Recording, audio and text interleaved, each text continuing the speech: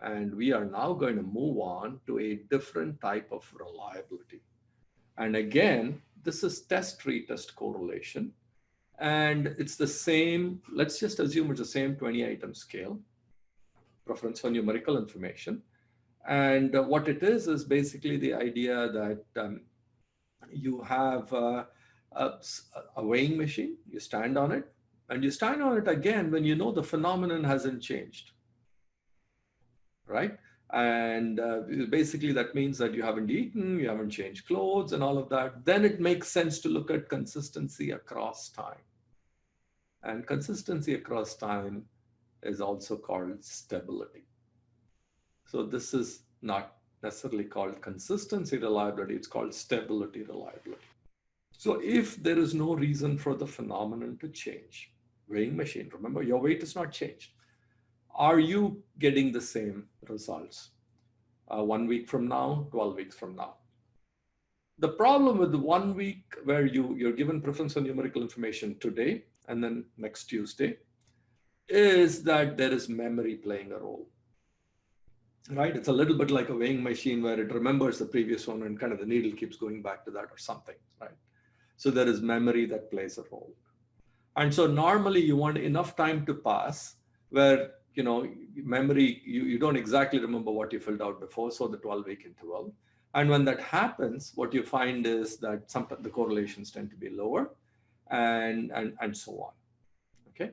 So now this is test-retest correlation.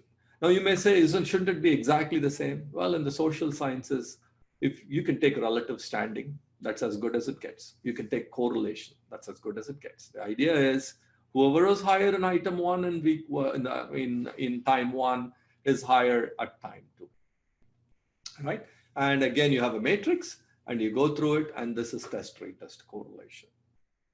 And you do this assuming the phenomenon has not changed. If for some reason you say, something happened in between for some of the respondents, not for others, then that gets complicated.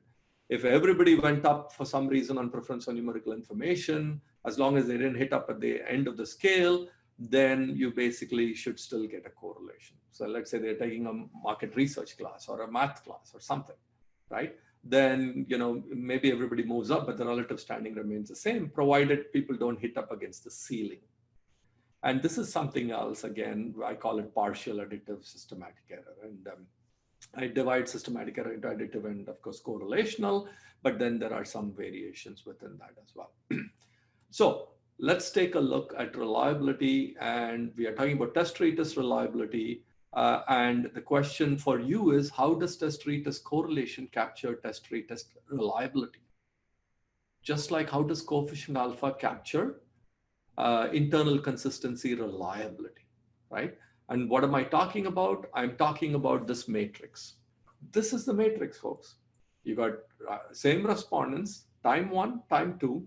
N is the test, Rn is retest, and we are talking about relative standing. If somebody tended to be higher on item one, do they tend to be higher on the retest of item one? And then you take the total, and that is test-retest correlation. So that's what we're trying to do here. And so I'm going to go back to a question for you, which is, how does test-retest correlation capture test-retest reliability? Okay, that's my question for you.